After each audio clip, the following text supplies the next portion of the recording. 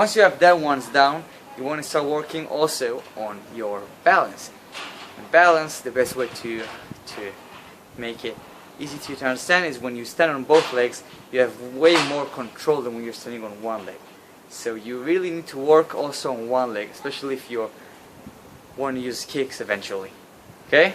So a good way to start is just by, after you warmed up of course, stand on one leg and keep the other one just a bit above the ground. As comfortable as it gets, try to pick the knee as up as you can. And also to stretch, and at the same time you take your toes as down as you can. Okay?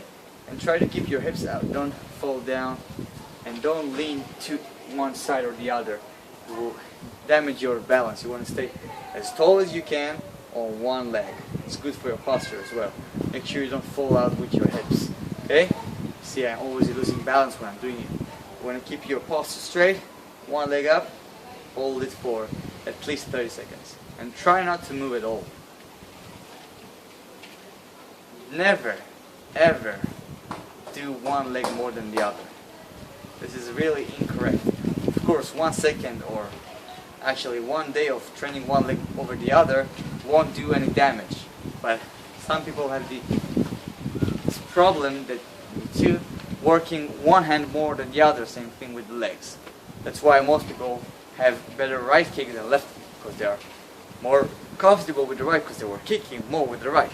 If you would have kicked more with the left, it will be way easier to you. Makes sense, right? So after you have that level down, you can start working on your mind-body connection. Because when you're focusing on something, like you've been told in your middle school, if you focus on something and you pick your leg up, it's easier to not move. But if you move around, you'll start falling, right? Well, guess what? It makes it way easier when you're focusing on something. Try moving your eyes and focusing on different points in your surrounding. Okay? So if I'm standing in the correct posture again, I'll do with the other leg.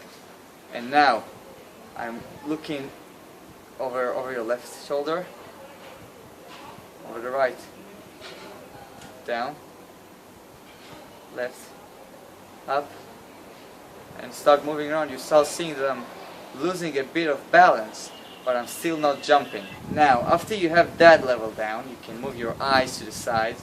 Try moving your entire head. So you want to start by easily moving your head and also moving your eyes, meaning you don't focus on one thing. Once you move your head, you see I'm starting losing even more. This is a more advanced level, so still for me it is not possible to stay completely not moving. And once you have that level down, there is the next level, which you can go crazy spins, but it's not really going to help your balance as much as if you try to close your eyes. Once you close your eyes, you can really focus on something, and that will shake your muscles a lot. I'll show you right now. If I close my eyes, I'm starting falling, and it's really difficult to stay in place. This will also help a lot of injuries to solve. When you balance your muscles, this works all your balancing muscles. When you work on your balancing muscles, it will help you dissolve a lot of injuries. And it's great to have it as a beginning, as to start when you're starting to have those muscles strong.